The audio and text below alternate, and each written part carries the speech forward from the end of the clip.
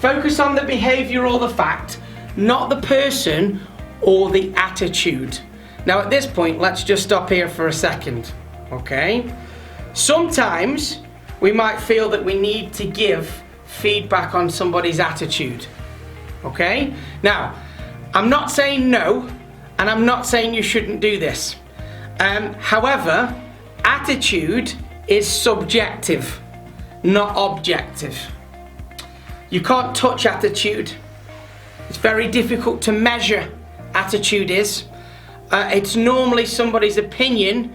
If you see somebody and they do something and you think they've got a poor attitude, it's normally your opinion against their opinion at this point. So what I would urge you to do is, if you are going to give somebody feedback because they need an attitude adjustment, if you like, or you perceive their attitude not to be, let's say, on the good side of that tree or iceberg, it's on the bad side, and they've got a negative mental attitude, versus somebody like Charlotte that's got a positive mental attitude. If you're going to give feedback on attitude, you try and get as many of your ducks in the row as you can. What I mean by that is, try and look at the output of their attitude. Okay, so you can't measure the attitude, but you might be able to try and get some near factual things on the output of their attitude. So let's say you've got a member of the team with a bad attitude. Let's say that attitude has come across to a customer, for argument's sake, okay? And the customer has complained. Then what you need to do is, when you're giving that feedback, you need to go, okay, so we've had this complaint. This is how the customer felt you came across. Okay, this is the felt behavior. So what is it that's causing people to feel that from you? What is it that's driving your current behavior, and how do we help change that moving forward? Okay, so attitude is a more challenging one to give feedback on, but if you can try and find the output of the poor attitude.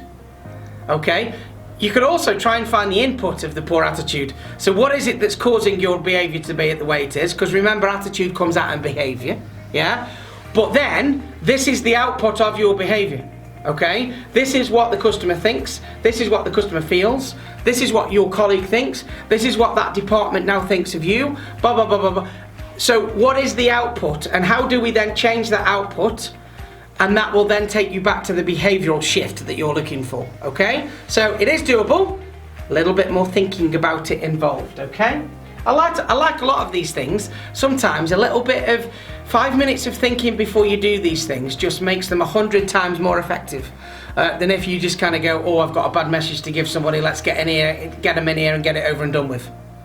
Yeah, if we can think about these things, it just makes things more effective for not only you as the person delivering the feedback, but also the person receiving the feedback as well.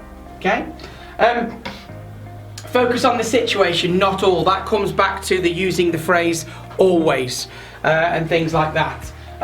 Don't use words like always and nightmare.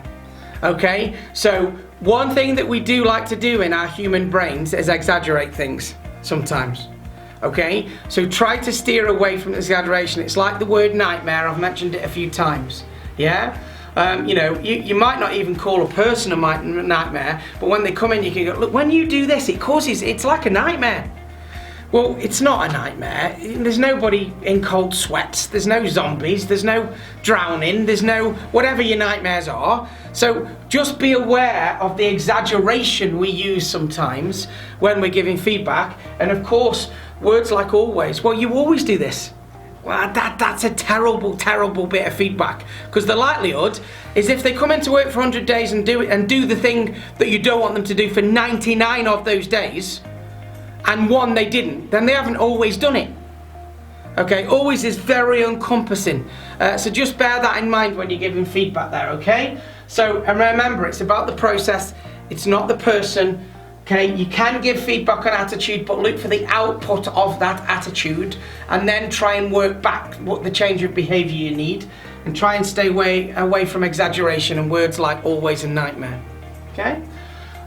People can't change who they are, but they can adapt their behaviour.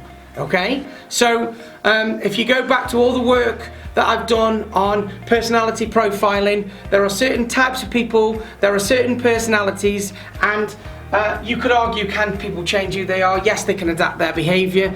Are you actually going to revert and actually change completely the person you are? It does happen, but in very rare cases, in all honesty. So the point I'm trying to make at here is, don't attack the person, attack the behaviour. Because if you attack the behaviour, people can adapt their behaviour. If that person feels like their person has been attacked, there's nowhere for them to go. They can't get out. There's no move for them, but they can adapt behaviour.